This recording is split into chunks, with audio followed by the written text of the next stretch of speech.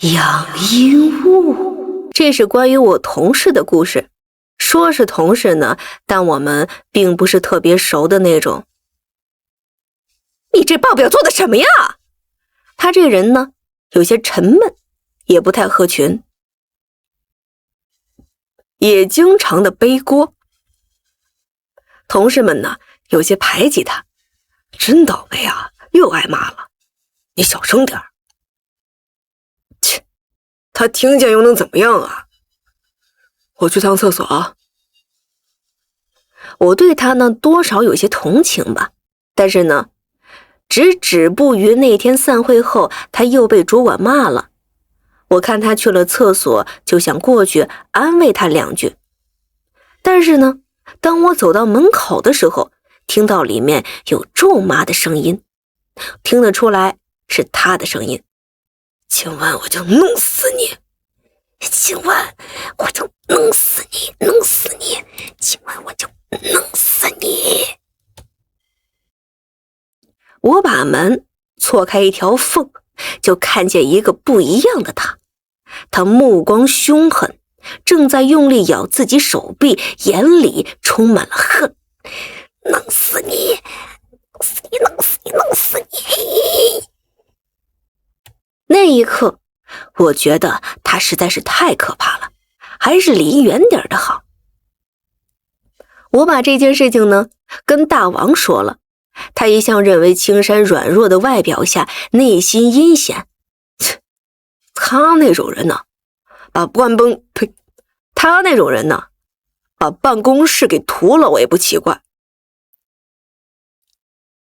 当天我下班回了家，正在看电视呢，就收到一条信息，是大王发来的，说是我们主管出事儿了。开车回家的时候呢，出了车祸，万幸的是人受了伤，但是呢没有性命之忧。第二天在公司走廊，我和大王说着话就往前走，青山从对面走过来，两人撞到了一块儿。大王可能是有点故意的，想找青山的事儿。你是不是瞎呀？往我身上撞！哎呀，行了，走吧走吧。我忙把他拉走了。在我回头看青山的时候，发现他在恶狠狠地看着大王，眼神里全是杀意。大王，大王，我就看他不顺眼。我劝大王以后还是不要招惹他，这样的人呢，最容易做出极端的事情来。当天下班后，大王叫我一块儿去医院看望一下主管。等到了医院，看到主管人没事儿，但是呢，受了些擦伤和惊吓。我们就问他是咋回事啊？怎么还能自己撞车了呢？主管说他是开车回家的，经过一个路段的时候，从路边的树丛里钻出一个东西来。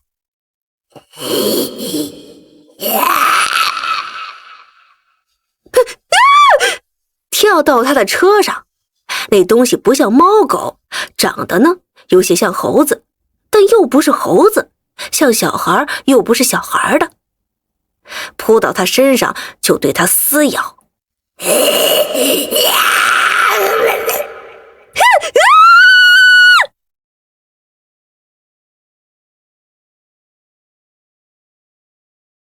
他慌乱中，车子就冲向了隔离带。我和大王听他说完呢，交换了一个眼神儿，显然对他说的不太相信。你觉得他说的是真的吗？我看他呀是出现幻觉了，没喝酒也是吃了什么东西。你慢点开啊！大王把我送到小区门口就回了家。我睡到后半夜的时候被电话给震醒了。喂，救我！有小鬼要杀我！救我！我不知道是怎么回事，就打了个车去他家里。大王，是我，开门呐！大王！大王的样子吓了我一跳。啊，你这是怎么了？你说说吧，到底发生了什么事儿啊？他说了一件那一天中第二件让我难以相信的事情。他说他回家之后洗洗呢就上床睡了，半夜的时候被玻璃的碎裂声给惊醒，看到有东西冲了过来。他描述那东西样子和我们主管说的好像，那东西对他是又抓又咬。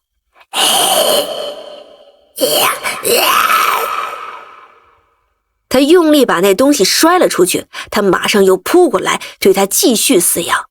大王想往外跑，那东西非常的难缠，大王几次都没甩掉他。当他跑出房间门的时候，那东西像是突然受到惊吓，以极快的速度给逃走了。当大王讲到这里的时候，我本能地瞅向了卧室门的方向。在卧室门的一边有一尊关公像，大王平时都会去拜一拜的。如果是平时，他说那些我一定不会信，但是经过主管那件事之后，加上他身上的伤痕，我不得不相信了。他身上呢有很多小牙印，像是被小孩或者小动物咬的。我怕他会伤口感染，商量着带他去了医院。走吧，我陪你去趟医院，你别把自己给弄感染了。第二天呢，大王就和主管请了假，我呢还得继续上班。那一天，青山显得是格外的高兴和亢奋，我就想到了他看大王的眼神和在厕所里咒骂主管的事情。那天下班，我鬼使神差的就跟踪了他。他去了超市，我也没敢进去，就在外面等着。他去了超市，我没敢跟进去，就在外面等着他。他出来的时候呢，买了儿童玩具，还有一些零食。我对他的背景做了调查，他单身，是一个人住。他买那些东西让我觉得很可疑。我继续跟着他，直到他停下了脚步，扭过头来看向身后。我躲在墙角，我知道他发现我了，或是发现有人在跟踪他。我没敢再继续跟下去，也很遗憾这件事情没有结果。大王和主管在那件事情之后呢，都离职了。我还在跟他一起工作，但我会刻意躲着他，因为我怕他用刀人的眼睛看向我。至于袭击主管和大王的到底是什么，我怀疑是青山养的阴物。请原谅我没有勇气查明真相。梦境这件事情是我奶奶讲给我听的。奶奶呢，从我懂事起，印象中她身体就不好，总是生病。这事儿得从她嫁到我们家开始说起。奶奶在嫁给我们家之前，从来没在我们村生活过，只和爷爷处对象的时候走动过几次。就在奶奶嫁过来后的2、3天吧，有一天早上，平时都早起的奶奶那天赖床了。这是咋了？我昨晚做了个梦。梦见我了？哎呀，这爷爷好猥琐呀！这爷爷多少画的有点猥琐。梦见我了？梦见我了？不是，我梦见一个女的。女的？奶奶就说给他听。奶奶说她感觉自己到了一个地方，有人在叫她。刘玉萍，刘玉萍。谁啊？谁在叫我？刘玉萍。你能帮我个忙吗？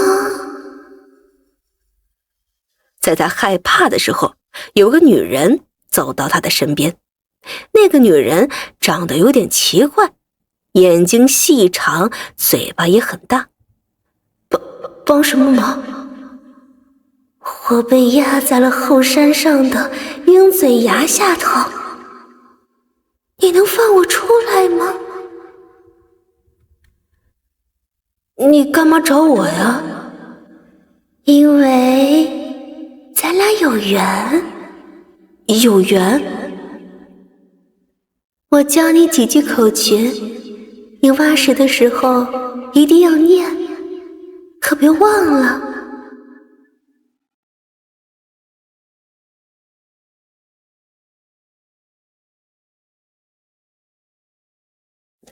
好的，去吧，宝宝，去吧。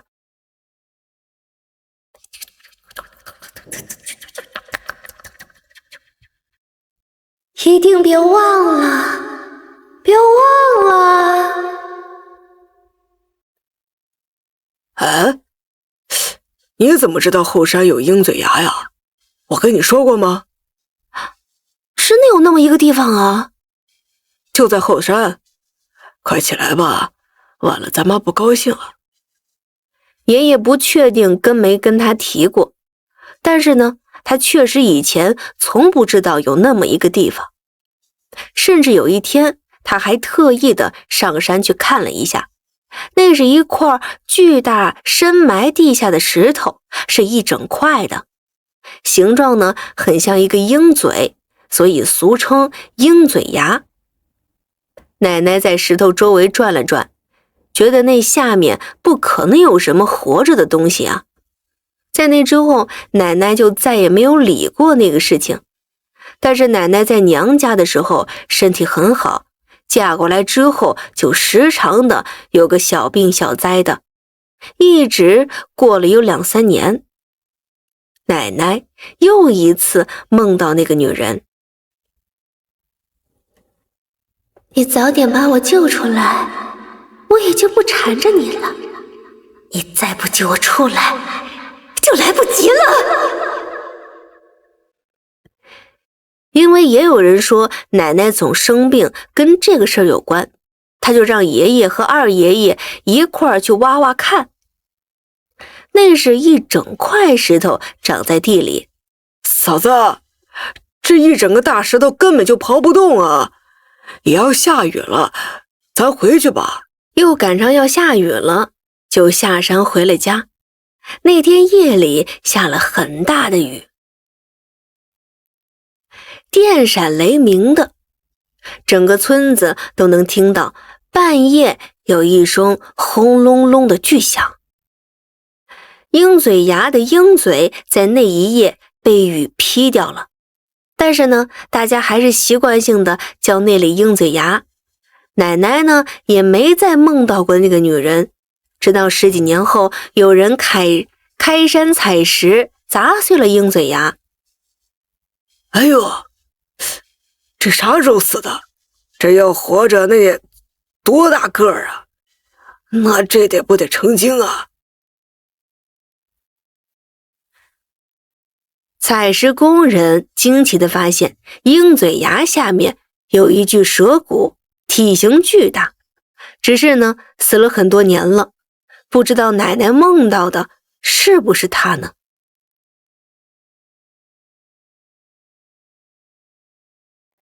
那应该就是他吧，这么大个儿，都成蟒了，这根本就不是蛇呀，这是蟒蛇，蟒蛇不是蛇呀。井里的大花脸，我奶呦啊，我去！我奶奶住在村子边上，有一口井。虽然现在家家都通了自来水，但是那口井呢还在用。妈，我出去玩一会儿。离井沿远一点啊！离井沿远一点啊！大人都会再三嘱咐说，不要到井边玩，也不要往井里看，因为呢，井里有个大花脸。我一直以为那是大人骗小孩的，为了不让小孩到井边玩的说辞，怕发生危险。哎呦，小三子，离井沿远一点啊！二大爷，我小时候呢，也不是什么特别听话的孩子。在我大概9岁那年吧，我就走向了那口井。我想看看井里到底有没有大花脸，有的话，长什么样子呀？为什么全村的大人都用这个吓唬小孩？随着我一步一步地接近井口，心跳也越来越快。被大们告诫了那么久，心里还是会有些害怕的。可是呢，又按耐不住好奇心。我侧着身子，伸着头，越靠越近。那日，那口井，我侧着身子，伸着头，越靠越近。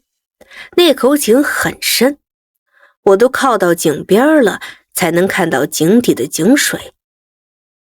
只是我没想到的是，我没有看到什么大花脸，又按耐不住好奇心。但是这同样让我觉得害怕，因为井里竟然没有我的倒影。我觉出了古怪，快速地离开那口井。当天晚上我就摊上事儿了，做噩梦。在梦里，我又回到了井边，就好像被什么给召唤了一样，伸着头往井里看。这一次，我就看见了东西，井里有个影子。但是呢，并不是我，是一个大花脸，就像是唱京剧的那种。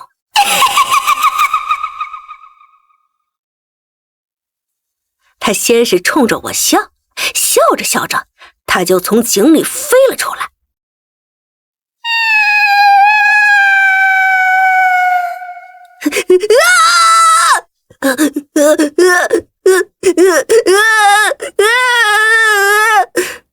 我在梦里的时候，在现实中发出了尖叫：萍萍，萍萍，你醒醒，萍萍，萍萍！我在梦里为了不让他抓到，就一直绕着井跑，好像只能绕着井跑一样。现实中的我突然就发了高烧，我妈和我舅把我送到诊所。那一晚上，我妈一直在守着我，而我发烧了1天1夜。我印象中，我是一直在前面跑的，大花脸一直跟在后面追，跑了多久，我也不记得了。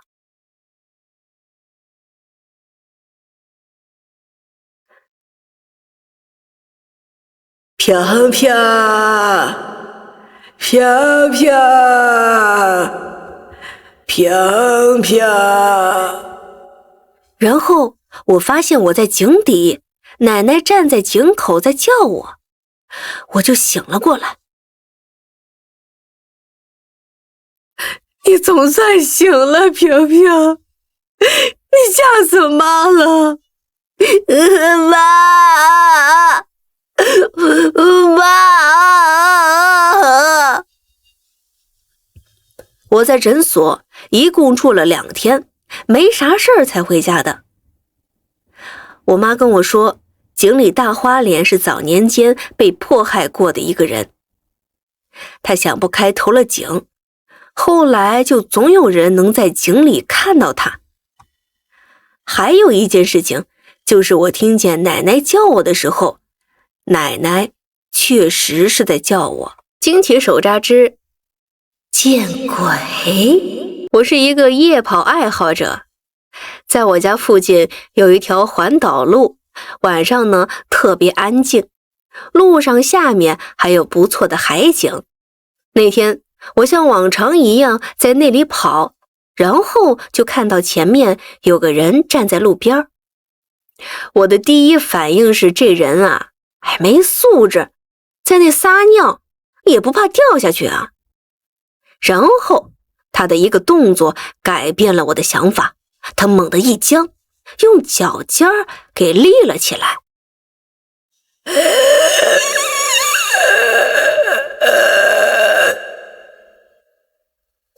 身体猛地往后仰，手指奇怪地扭曲着。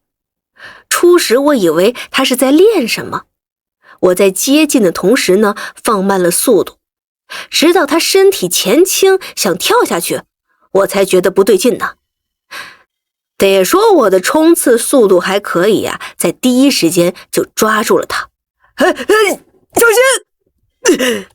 把他拉了回来。在我勒住他脖子的时候，他好像清醒了，表现出了害怕。找个地方坐了下来，他跟我说了一件诡异的事情。他也住在附近，喜欢夜跑。在他跑到那个路段的时候，听到下面有人喊救命，救命！救命！他也知道那下面是陡坡，可又确信真的是听到了呼救声。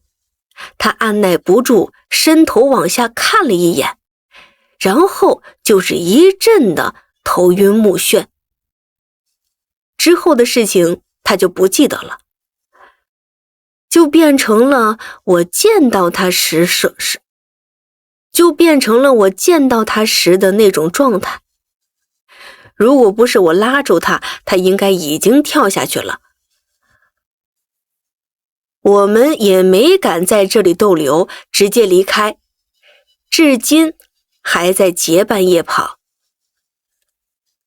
第二件事情是我听我二姨说的。那天我下了班，看见了我二姨来了。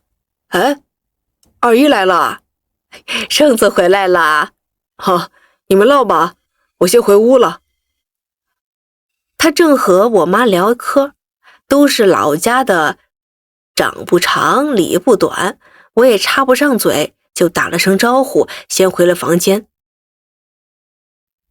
老李家那个小孙子，你知道吧？前几天跑丢了。哎呀，你知道在哪找到的吗？加上他那神神叨叨的表情和语调，我妈也是很配合呀。哪儿啊？跟他一唱一和的，就像是在说老家的事情。荣平，别急着跑远了啊！据说是那天，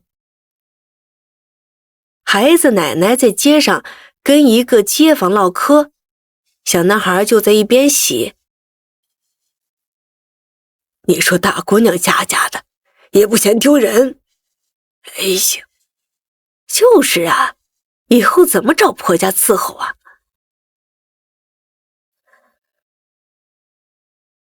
两个老太太东家长西家短的扯了1个多小时。等他找孩子的时候呢，那朋友啊已经不见了。钟平，这可把老太太急坏了，赶紧的找啊。